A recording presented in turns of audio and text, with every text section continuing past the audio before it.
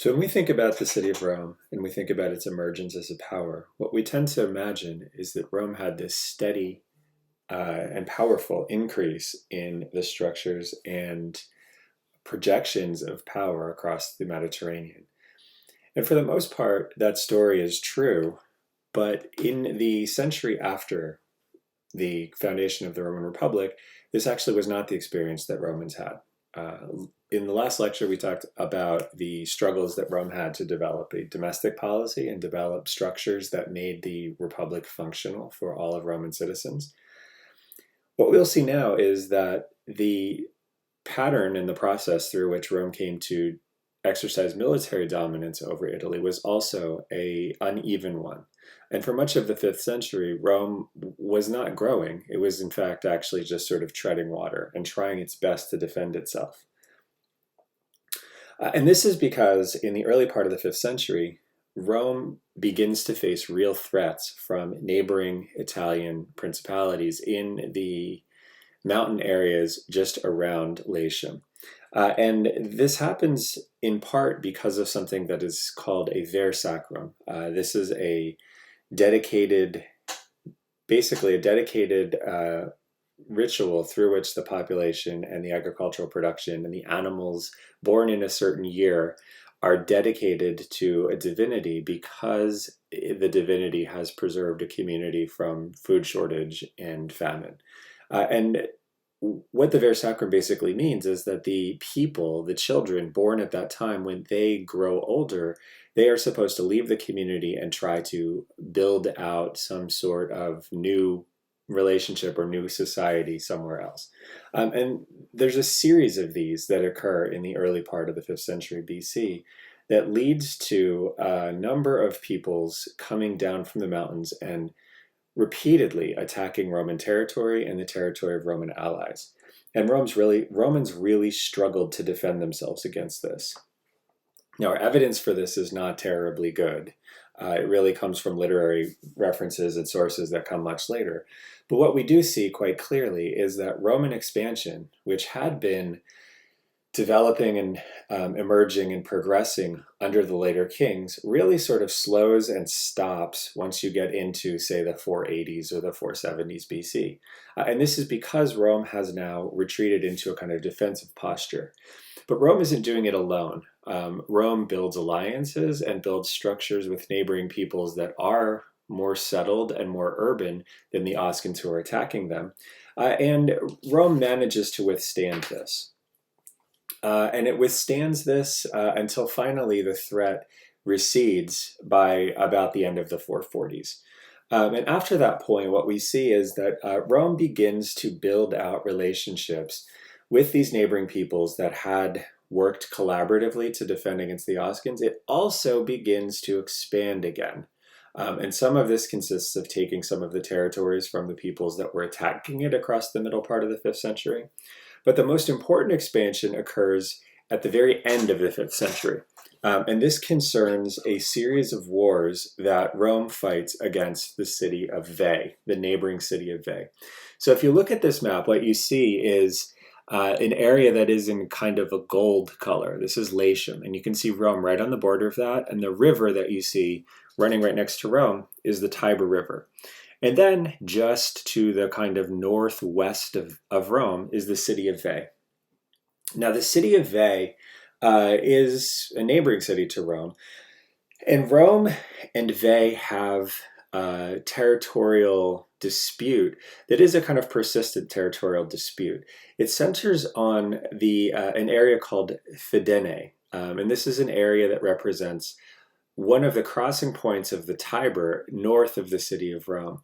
And it's right on the border of Roman and Veine territory, or Veetine territory.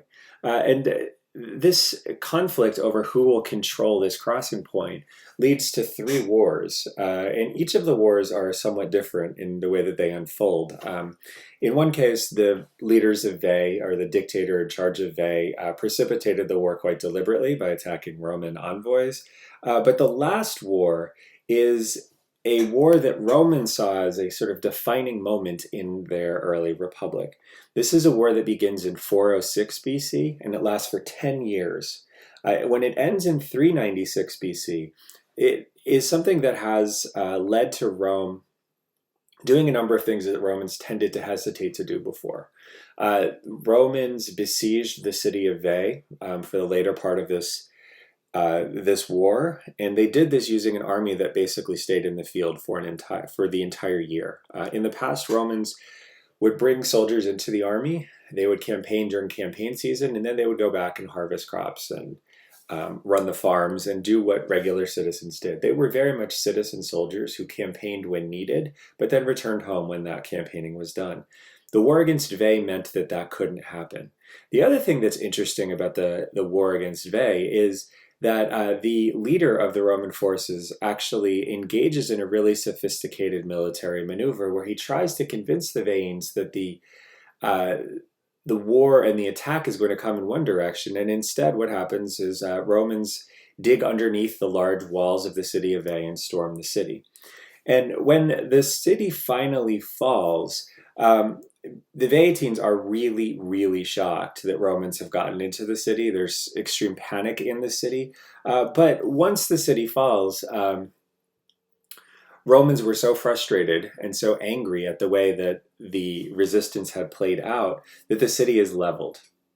Now, there's a few things about this account. So now if you go to the site of the city of Veii, what you see is this really wonderful way of representing what once was on the city of Veii's site.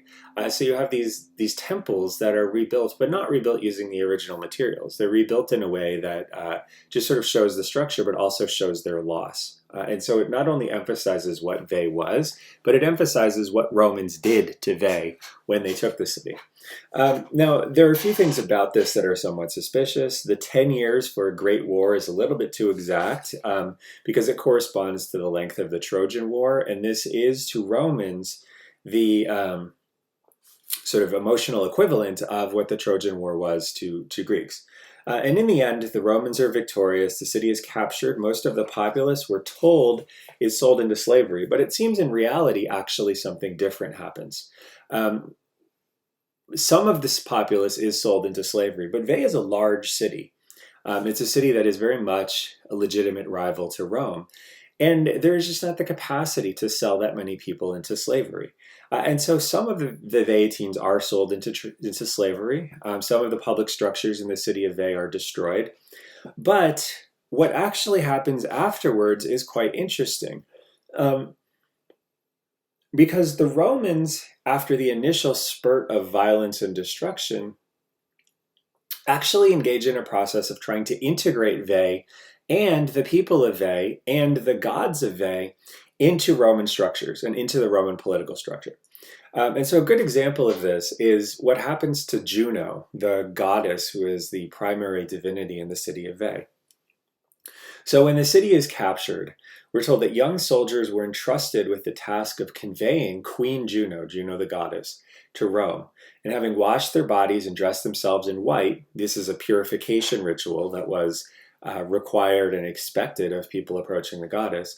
And they are doing this, of course, in accordance with Veientine expectations. They then enter her temple in awe, and one of them says, "Juno, do you want to go to Rome?" And whether the question was divinely inspired or a joke, his companions all declared that the statue nodded in reply. And we're told that words too were uttered by Juno, the goddess, signifying her assent.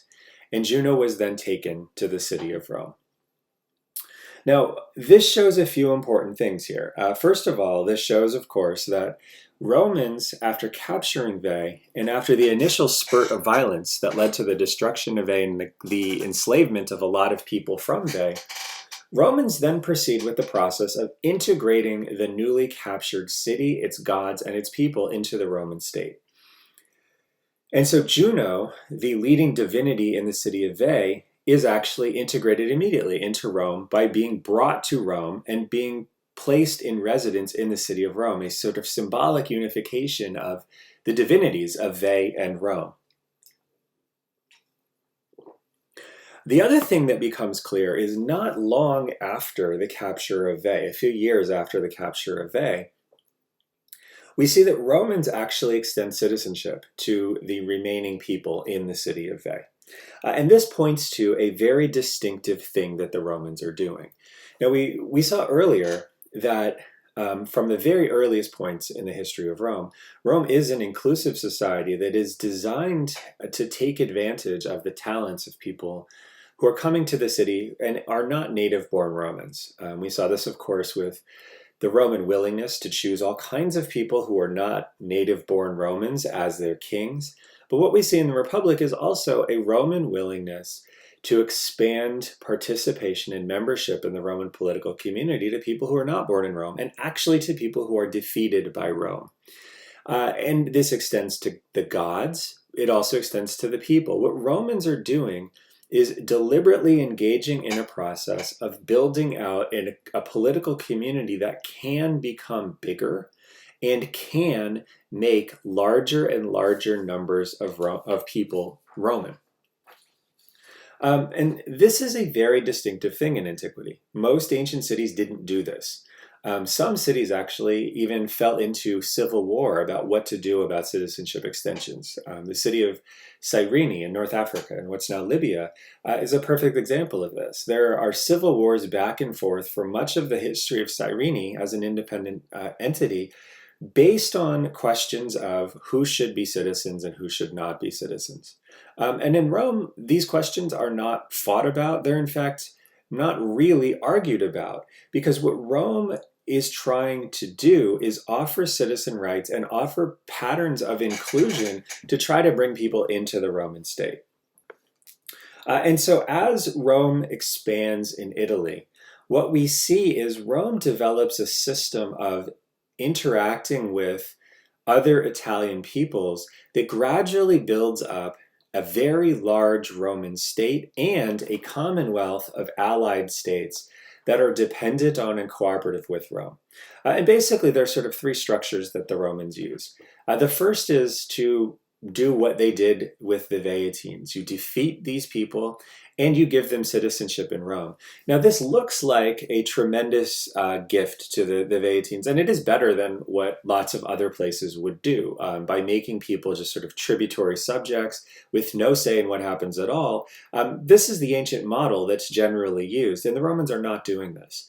But for the Romans, the extension of citizenship means that in essence you're taking away the autonomy of that political community and you're bringing these people into a Roman political structure. You're making them Roman. You're integrating them fully into a Roman structure, and they may or may not want that. You're compelling them to do this in a sense.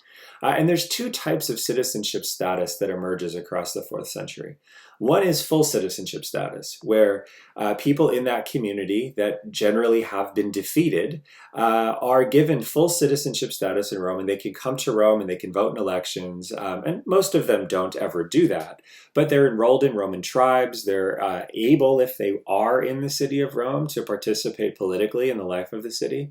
There's another status that Romans accord to defeated enemies that they don't particularly trust to do this kind of thing. And this is a status of citizenship without the vote, which is civitas sine suffragio. And this is something that is given to these people largely as a way of binding them politically to the Roman state, but actually kind of putting them in a position where they are citizens, their rights are protected by the structures of the Roman Republic, but they do not come to Rome and they do not have the ability to vote. But then there's a third status, and this is allied status. And this is kind of the third component of what the Roman Commonwealth is all about. Because the allied status means that these cities remain independent. The people do not have Roman citizenship, but they are bound to Rome in a kind of military relationship, where Rome will defend these people if they need to be defended, and they will in turn provide troops when Rome needs them, and when a campaign is supposed to be mounted. And we see at a very early point in the 5th century, these structures begin to function in such a way that the Roman armies that campaign are a combination of Roman citizens and troops provided by allies. And the Roman commanders in the 5th century BC work with allies to put together those forces, and they campaign together. They really are an integrated army made up of Roman citizens and non-Roman citizens who are allies and campaigning alongside the Romans. What this means is that Rome, as it expands in Italy, gradually builds out a political structure and a military structure that gives it manpower unmatched by anybody in the Mediterranean, actually, and unmatched by any other ancient society that we know of. And as Rome brings this power to bear, it creates a kind of natural momentum where the people who are Roman citizens of whatever caliber or whatever quality and Roman allies know that when they campaign, they are likely to win. They know that when they win, they are likely to get material benefits from this. And it creates a natural momentum where people want to join Rome. They want to negotiate terms so that they can join this side that is likely to win and likely to get all of the plunder and rewards that come from this. And so this is how, across the course of really the later part of the 5th century and all of the 4th century BC, Rome expands from a city-state that is really struggling to defend itself in the middle of the 5th century BC to the dominant power in all of Italy. It is because Rome creates these structures that can integrate people into the Roman state and also create this larger commonwealth of allied states and allied principalities where Rome is able to mobilize large numbers of soldiers and integrate them easily into a command structure so that Rome can put on the field large armies repeatedly, much larger armies than any of the people that Rome is fighting against. So this is why Rome is able to expand. But what I want to do now is turn to the question of how this happens. And so I guess if we're talking about Roman expansion across this time, it's much more interesting to talk about the who, the what, and the how of Roman expansion than it is to just trace a series of battles across random towns in Italy that aren't going to mean much of anything to anyone who's not a serious specialist in, say, the Samnite region. And so it's important, I think, to start with the question of how. What is it that would provoke Rome to fight a war? Now, we have some Roman sources that talk about this. Those sources tend to be late. When Cicero was writing about this, in the 1st century BC. So we're a good almost 300 years after the moments we're actually talking about, when Rome uses its military resources to build this Roman commonwealth in Italy.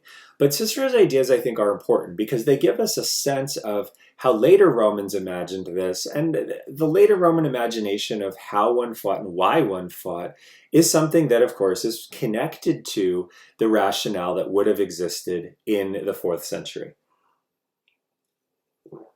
So what would provoke Rome to declare war? Well, Cicero says there's a couple of things. There's 2 ways to settle a dispute. First, by discussion, and second, by physical force. And since discussion is the characteristic of man, and physical force is the characteristic of a brute, we must resort to force only when we may not avail ourselves of discussion. The only excuse, therefore, for going to war is that we may live in peace unharmed. And Cicero continues by saying, no war is just unless it's entered upon after an official demand for satisfaction has been submitted, or a warning has been given and a formal declaration made. Now, what Cicero is talking about here is actually a process that we know functioned in the Republic. There are rules about how Romans conduct war. And one of these rules is a group of people will go and try to negotiate a solution before they fight. Romans believe this must happen. And actually the people who do this are fetiales, they're priests. And so there's a sort of sacred obligation to go and do this, and to go and try to negotiate a solution that is a peaceful solution.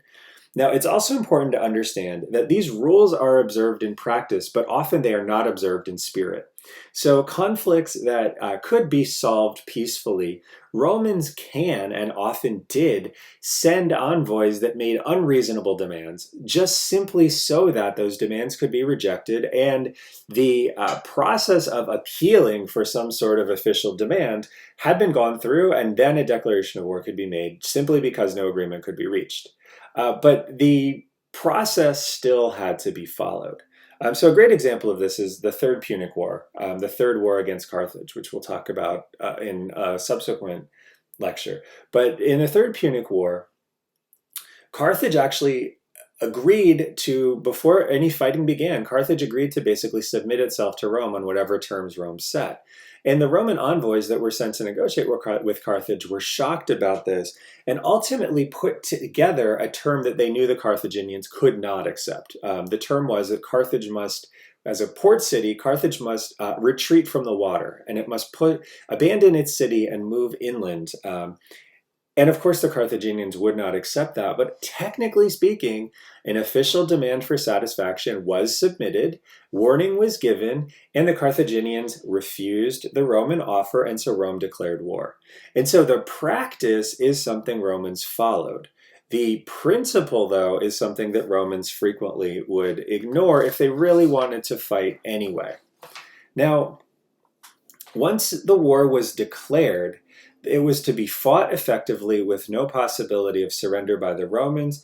And so what we see is that there are examples of Roman commanders who do surrender and are embarrassed by this. They're actually publicly shamed by this. So in 458 BC, for example, a Roman consul was surprised by his enemies.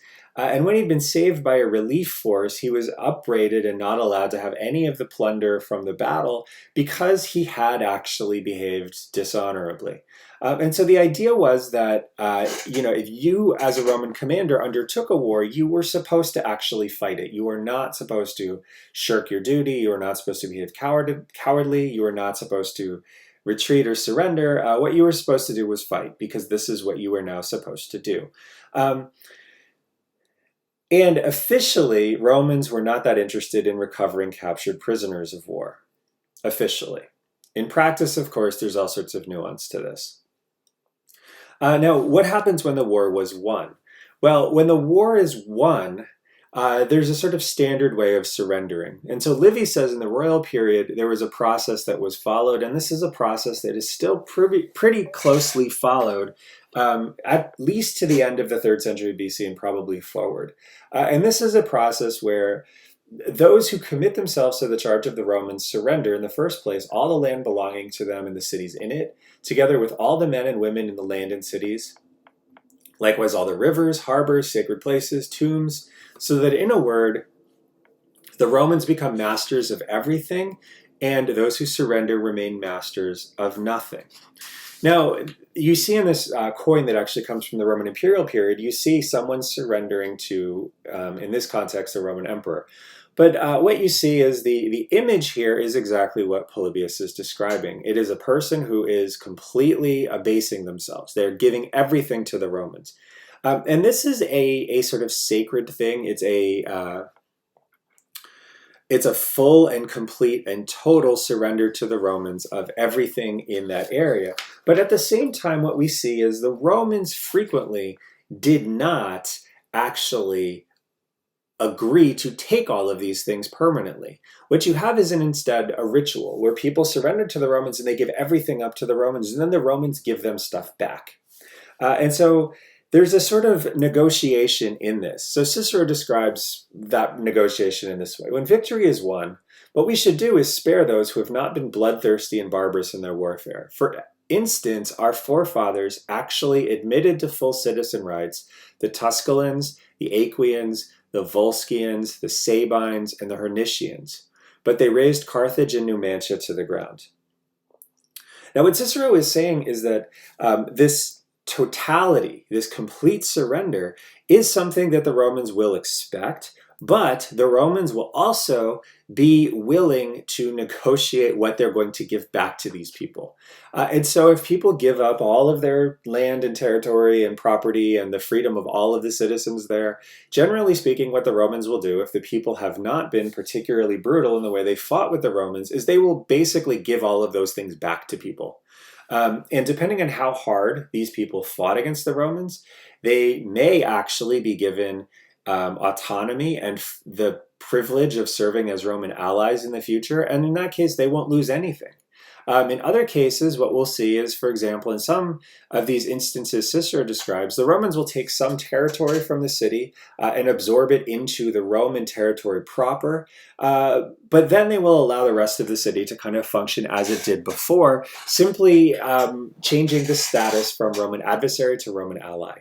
Or in some cases, they will give full citizen rights to the people that they have conquered, and the people taking those citizen rights will then be integrated into the Roman state. But what we do not see, generally speaking, is a Roman decision to completely destroy a place and to completely remove all of the people from that place. That doesn't make sense most of the time for the Romans. And so the idea of admitting weaker adversaries into the state, but destroying the stronger ones who resist most prominently, is a way of building this Roman Commonwealth. It's a way of building the process through which Rome got more manpower, more land, and more resources so that it can collaborate with all of the peoples that it had recently fought and build together a larger military force that will ensure that Romans and their allies continue to be victorious in the wars that come in the future. And so this is the strategy of building the Commonwealth. When Romans win, they negotiate. They come up with a way to use their victory, which is a total victory, to make it so that the people that they have defeated will cooperate in the future, and will cooperate willingly in the future. This is the genius of the Roman Commonwealth, because the Roman Commonwealth is something that binds people together, but does it in a way that is almost willful. And it benefits the people who are brought into this. It benefits the Tusculans who get Roman citizenship, the Aequians, the Volscians, the Sabines. These are people who benefit from their inclusion in this larger Roman Commonwealth because in the future they will fight and they will win with the Romans on their side. And so the Commonwealth is stronger than, say, the Athenian Empire or the Persian Empire because these people get real benefits from participating in it and they don't want to leave. They don't want to rebel. And so the Commonwealth structure is something that makes it so that Rome is not continually trying to fight wars against people in Italy who want to leave the Commonwealth. Instead, the victories and the momentum the Commonwealth has created is something that is self-sustaining. It makes it so that the Commonwealth gets stronger each time these groups of people fight together. So the last thing to consider when we're talking about these Roman wars is the who in these Roman wars. And in this period we're talking about, really up until the turn of the 4th century BC, we're still talking about people that are more mythological than historical. I mean, the names certainly apply and relate to real people who actually existed, but the things that are told about them are more stories than they are historical evidence. And it's not till we get to a figure named Appius Claudius, who we'll talk about at the end of this lecture, that we can say for real we have here a figure who is a historical figure whose ideas and words we can actually examine. But most of the people in this period are kind of these mythological, symbolic figures. And the most important, I think, is a man named Cincinnatus. Now, Cincinnatus offers a great story because he is a figure that subsequent Romans really revere and actually also subsequent Americans really revere. George Washington, in some ways, very clearly patterned his public engagement and his positioning in the new American Republic on Cincinnatus. And we'll talk about that in a second. But Cincinnatus was elected consul in 460 BC, and he's not from a wealthy family. And so Cincinnatus is a person of relatively modest means, but he's somebody who is also very dedicated to doing what is asked of him by the Roman state. So in 458, Rome is at war with some of these Oscan tribes that perpetually in the 5th century are threatening Roman territory. And the consuls have been unable to quickly mobilize an army, and Sabine forces are near the city of Rome. And instead of allowing the consuls to remain in charge and raise an army, the Romans selected a dictator. Now, a dictator in Rome is an emergency office. It concentrates the power of the state in the hands of one individual. The dictator supersedes even the consuls in his power. But the dictatorship is distinct from a tyranny because a tyranny is a system in which one person has taken power illegally and holds it indefinitely for as long as he's able to hold on to it. A Roman dictator is different. A Roman dictator does enjoy absolute power, but it's a constitutional position, and it's a position that lasts for up to 6 months, and the authority of the dictator exceeds that of the consuls. The dictator is also someone who is chosen by the Roman state to go and accomplish the resolution of some sort of problem that is an emergency problem. And so it's a constitutional office with a term limit, and it's something that the state bestows on an individual. Now, when the Sabines attack Rome in 458, Rome responds by voting for the selection of a dictator, and the individual selected to hold that office was Cincinnatus. And so Livy tells us a great story about this. He says that in response to the Sabines' threat, the Senate convened and there was no dissenting vote. Cincinnatus was selected. And Livy then says, now I would ask the particular attention of those people who imagine that money is everything in the world and that rank and ability are inseparable from wealth. Just look at Cincinnatus, the man in whom all Rome held the hope of survival. Now, Cincinnatus was, at that moment, working on his 3-acre farm west of the Tiber. And a mission from the city found him at work on his land, digging a ditch or plowing. Greetings were exchanged, and he was asked to put on his toga and hear the Senate's instructions. The toga was brought, and wiping the grimy sweat from his hands and his face, he put the toga on at once. The envoys from the city saluted him with congratulations as dictator, and they invited him to enter Rome and informed him of the terrible danger facing the Roman army. Cincinnatus then went out. He fought, and with his troops he relieved both the city and the Roman army that was besieged by the Sabines.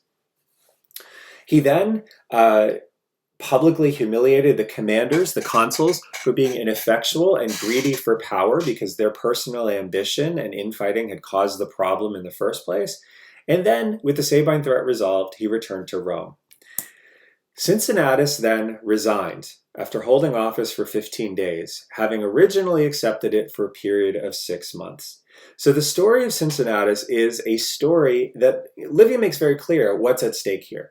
This is a story about an individual who was entrusted with supreme power in the Roman state and understood that constitutionally that extreme power was given to him so that he could resolve a specific problem. And once he resolved the problem, he was done. He stepped down. He gave back that extreme power.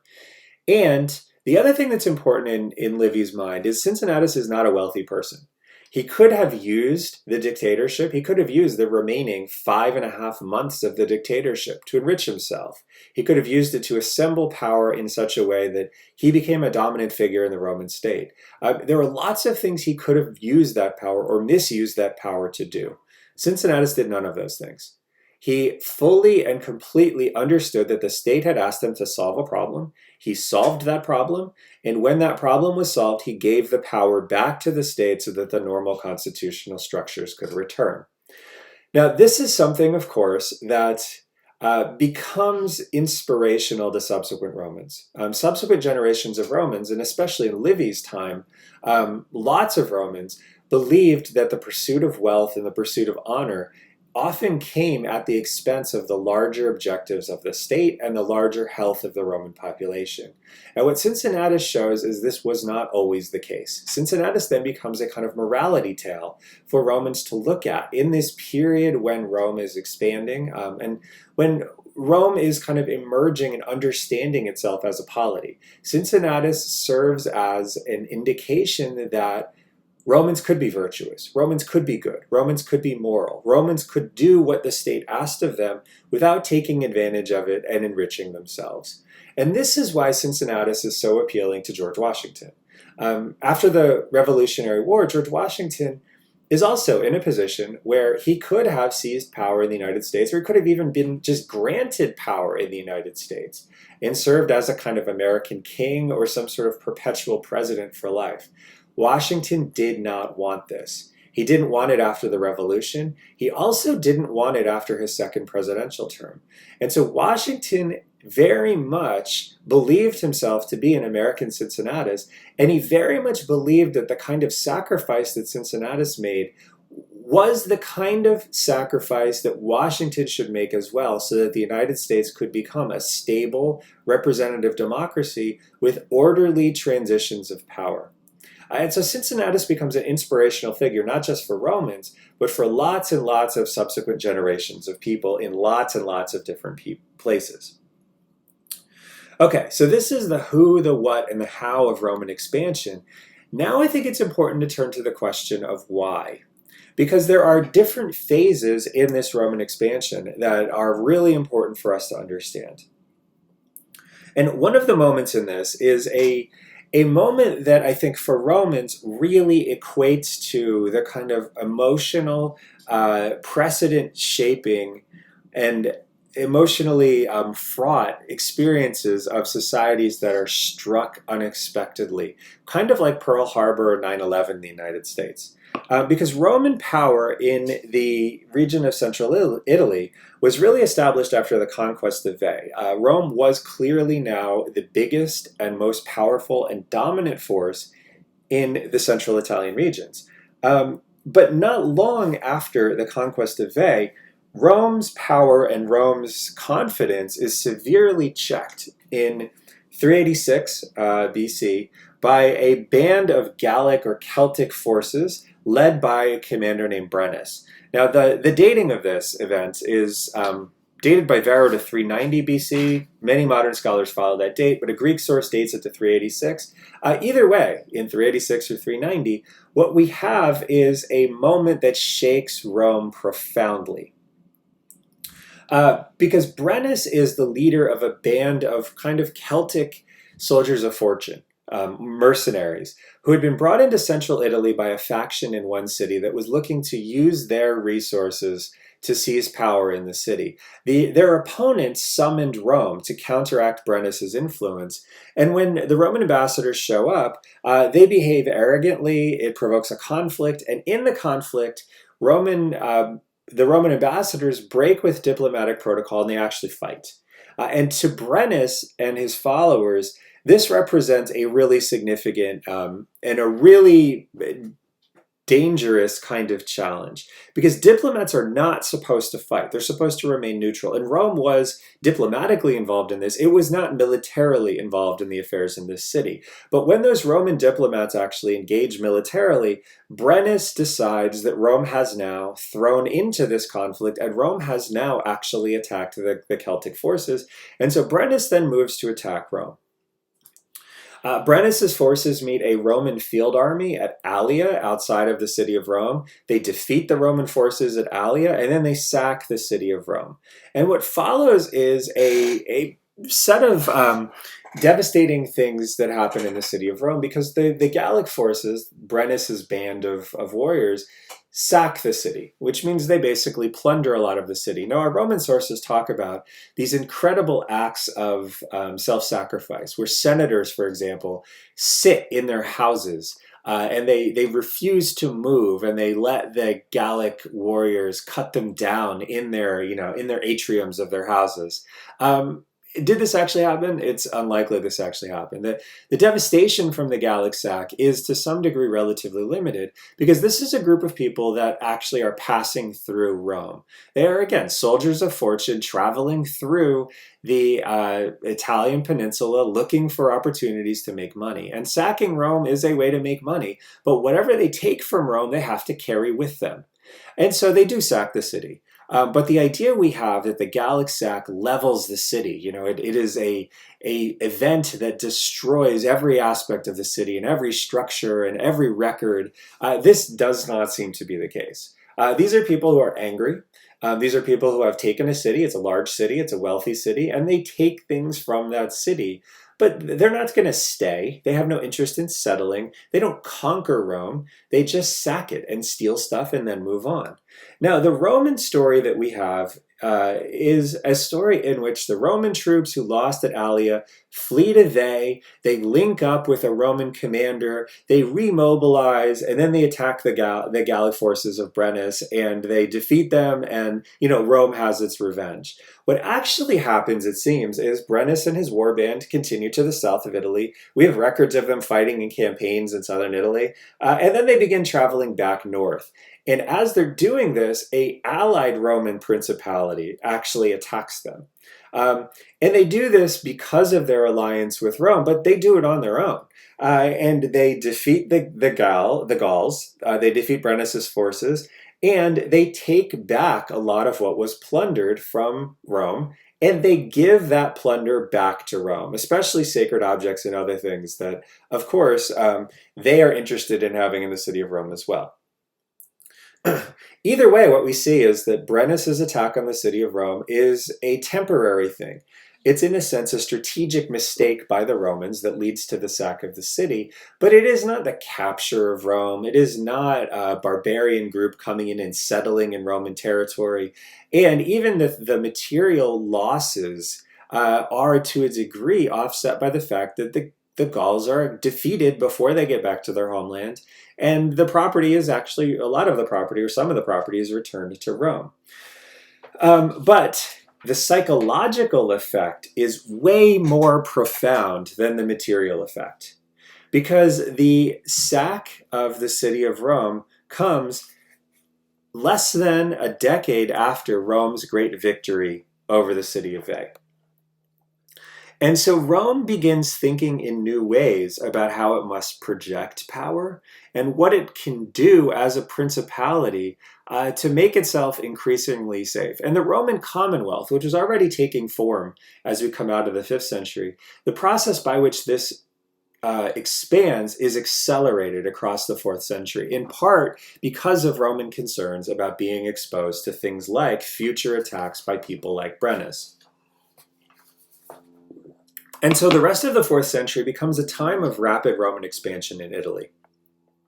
And there are a few things that allow this to happen. One is, of course, the natural momentum of this Roman Commonwealth. As people are absorbed into it, the Commonwealth becomes more powerful, more people become willing to serve alongside of it, and more people begin to acquire and understand and take for granted the benefits of being in this Commonwealth. Another thing that happens as we get towards the end of the 4th century is that there's a revolution in the way that Romans fight. Rome begins developing a more flexible fighting style for its army that's focused on something called a maniple. This is a group of 120 to 160 men who fight primarily using swords and javelins, and they can operate independently from each other. And so they're more flexible than a phalanx. And their weaponry allows them to confront a phalanx more effectively than if Romans continue to fight in a hoplite phalanx. These people are also trained better. They're trained differently than a phalanx. And so the maniples ultimately become able to defeat a Greek phalanx because they are a military formation that's more flexible and adaptable. Now, the great conflict that really solidifies Roman domination of Italy is a set of wars fought against the Samnite peoples in Italy. So if we look at this, we can see along the Apennines, and as we move down into southern Italy, the mountainous areas around Campania, Lucania, Apulia, even down towards Calabria, these are areas that are basically Samnite areas. And the Samnites are difficult people to fight. Not only are they largely in mountain towns, but they fight very well. And so the Samnite Wars are a series of wars that last for the better part of 40 years, basically a full generation and a half. And they are really interesting conflicts, but they end with the final defeat of the Samnites and the extension of Roman power over basically nearly all of the Italian peninsula, down basically to the areas in the south that are the Greek city-states that represent the last kind of holdouts in the southern part of Italy. By the early part of the 3rd century, following a massive victory in which Romans defeat a combined set of forces from Tuscany and Umbria and Samnium, Rome now is the dominant principality aside from these Greek states. And Roman expansion then puts them into a position where they need to confront these Greek states. And the situation in southern Italy mirrored that of Greek states in the 4th century in Greece proper, because these states had been fighting each other for a very long time. And militarily, they're exhausted, and there's a tendency in southern Italy to try to bring outsiders in to reinforce the native influences and the native powers of these states. Now, these states are not militarily incompetent, but they are exhausted, and they do have a tradition of bringing in larger and more powerful actors to try to defend their interests. And some of these actors come from Greece proper, but as we get into the 3rd century, Rome becomes one of these actors. And so the interaction that Rome has with these southern Italian states gradually grows into a situation where Rome builds treaty alliances with southern Italian states, and it begins doing things to try to manipulate the situation so that they can promote conflict with people with whom they are not already allied. So in 303 BC, right after the conquest of Samnium, Rome signs a treaty with the Greek city of Tarentum, where the Romans agree to respect the territorial integrity of Tarentum and not send troops into the region, and Tarentum agrees to basically do the same thing. This is an agreement that Rome makes in 303 because it's looking to consolidate the gains that it has made in the recent victory over the Samnites. And Tarentum represents a possible threat to Roman domination in the region, and so it makes sense in 303 that Rome would sign this agreement. It has no interest in going to war with Tarentum because its objectives and its interests actually lie somewhere else. It lies in consolidating the Roman Commonwealth's domination of areas around Tarentum that Tarentum could potentially destabilize if it wanted to. But by 285, Rome has really accomplished the stabilization and the final suppression of other Italian threats to its domination of the peninsula. And so Rome then signs an agreement with Tarentum's rival city, Thurii, in which Rome makes an alliance with Thurii. Thurii then enters into this Roman Commonwealth structure, and Rome stations troops in the city to protect it in case someone like, say, Tarentum decides to attack them. Then in 282, Roman troops stationed in Thurii appear outside of Tarentum, violating the terms of the treaty that was signed in 303. The Tarentines, who are alarmed at this, attack Roman forces. They then march against the Roman forces in Thurii, they expel the garrison, and they overthrow the government of Thurii, replace the aristocracy that had created the alliance with Rome with a democracy, and then Thurii switches its alliance from Rome to Tarentum. Rome then mobilizes, and out of fear of a Roman attack, the Tarentines write to the King Pyrrhus of Epirus, a Macedonian descendant of Alexander the Great, a relative of Alexander the Great, who then comes and tries to relieve them. But if we back up for a second and we think about this, was the Roman conduct here something that fit with the pattern of just war and the rules that were established for war in a Roman context? Cicero says, no war is just unless it's entered upon after an official demand for satisfaction has been submitted or warning has been given and a formal declaration made. Well, the Romans would actually say this was a just war. The Tarentines would say it is not a just war. The Romans would say, look, we were attacked. The Tarentines would say, you provoked this war. The Romans would say, look, we tried to find some way to negotiate an end to this, and instead they fought against us. The Tarentines said, but you provoked this conflict. You wanted this conflict to start, and you wanted to fight this conflict.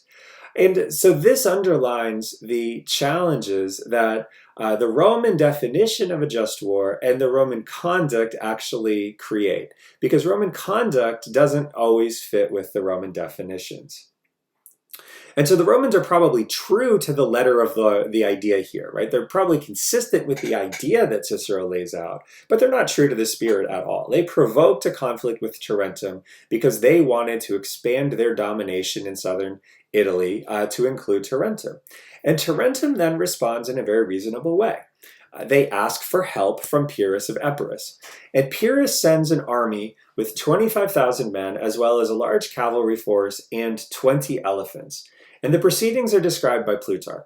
Plutarch says that in 280, the Romans are defeated by Pyrrhus at a place called Heraclea, but not before the Romans exerted significant damage on Pyrrhus's forces. And Pyrrhus then does something quite interesting. What Pyrrhus has realized is his professional army is not easily replenished. When his soldiers die, he doesn't have easy and ready supplies of reinforcements that he can put together. Instead, what Pyrrhus can do is, regather his troops, reform them. But when he loses troops, he loses troops. And what he realizes is the Romans and the Roman Commonwealth in Italy, they have so many troops that when they lose a battle, they can simply draft more troops in. They can replenish their forces very easily. And so what Pyrrhus quickly recognizes is he can win battles against the Romans. Romans have never seen elephants. They have never fought against the kind of resources that Pyrrhus is mobilizing. Pyrrhus can beat them in battle. But Pyrrhus can't continue to take the losses that the Romans inflict on them. And so Pyrrhus looks to negotiate a peace treaty for himself. What he basically says is, let's come to an agreement where effectively Romans will leave Tarentines alone. They will ally with me, I will leave, we will all move on, and there's no great consequence to this except that Romans acknowledge that I beat them, and then we all kind of go our separate ways. To the Romans, this looks like a really good thing because they are terrified of what Pyrrhus had brought to bear against them. They'd never seen elephants, they didn't know how to fight them, and when this idea is brought before the Senate,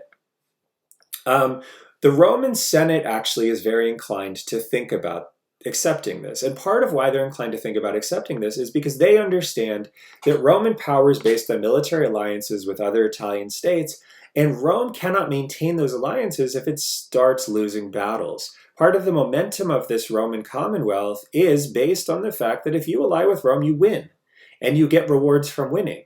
The Commonwealth is not based on shared sacrifice and losing repeatedly. And so a younger generation in the Roman Senate becomes terrified that they can't beat Pyrrhus, and continuing to lose to Pyrrhus is something that will undermine Roman authority. But then this guy shows up. This is a man named Appius Claudius Caecus. And Appius Claudius is a very interesting figure because in 280, when Rome is fighting Pyrrhus, he's an elder statesman. But Appius Claudius actually had a pretty distinguished career as a disruptor of Roman political norms in the 310s, so a good generation before. And so what you see on the left is an inscription that lists all of the things that Appius Claudius did in his career. This is a career inscription that is put up later after his death that lists all of the things that he did. And what we can see in this, in the middle, we can see cum Pyrrho rege prohibuit. And so what this basically is saying is it's talking about how Appius Claudius comes into the Senate as this elder statesman, and he convinces the Senate to not make any agreement with Pyrrhus, to not make any agreement to make peace with Pyrrhus. So pacem fiere cum Pyrrho rege prohibuit. This is actually a really crucial thing because Appius Claudius represents an older generation. Appius Claudius is the last active member of the generation that fought the Samnite Wars. He's the last active member of that generation that led Roman forces in the conquest of much of Italy and created the final kind of structure of this Roman conquest. And so when you read in this career inscription that he blocked peace with Pyrrhus, we have to understand why. Because a younger generation that didn't know anything but this Roman Commonwealth, they take for granted the fact that the Roman Commonwealth needs to be protected, and the only way to protect it is to make an agreement with Pyrrhus. But what Appius Claudius says is, you cannot think that. Don't suppose that you're going to get rid of Pyrrhus by making peace with him. Instead, you'll bring against yourselves others who will despise you as men whom anybody can easily subdue, especially if Pyrrhus goes away without having been punished for his insults. And so what Appius Claudius says is, look, I remember what happened in the past. I was there. I led this campaign. I was part of this group of people that allowed us to create this Roman Commonwealth that extended across much of the peninsula. And I'm telling you right now, if you make peace with Pyrrhus, other people are going to come back, other people are going to try to attack you, and it will undermine this Commonwealth and this structure that my generation created. And it's persuasive. The younger generation listens to Appius Claudius. They do not make peace with Pyrrhus. They go out, they fight again. They lose again. But again, the Roman forces outnumber those of Pyrrhus. Pyrrhus takes again significant losses in the battle with the Romans.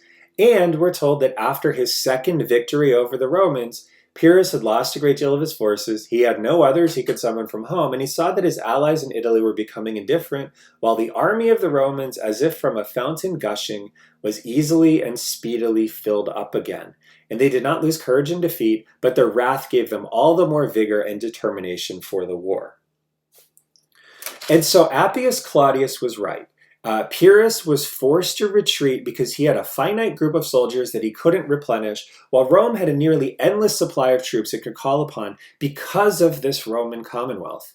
Because of this structure of citizen extensions and alliances that made Rome dominant across the entire Italian peninsula.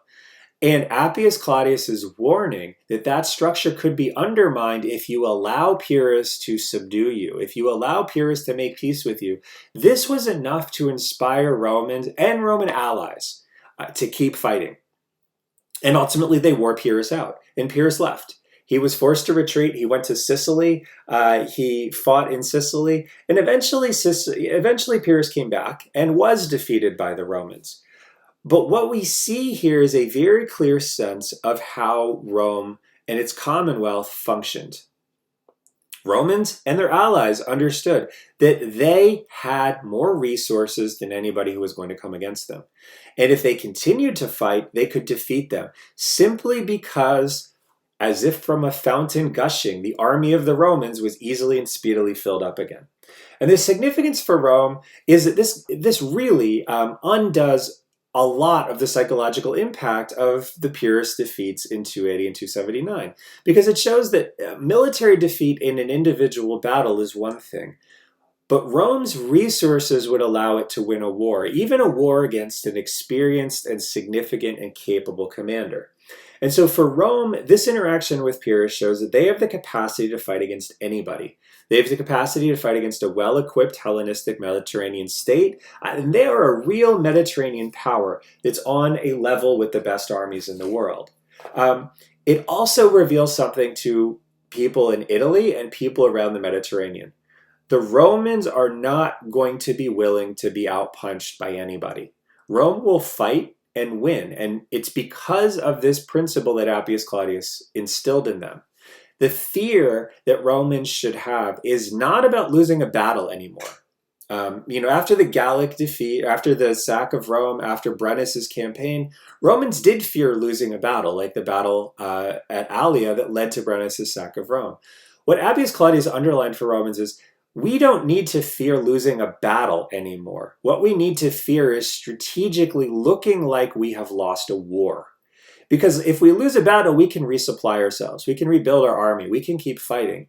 If we lose a war, then the confidence in this entire structure that we've created will be undermined. And that's when we lose our influence. And that's when we become exposed to damage and destruction and the possible conquest and sacks from outside.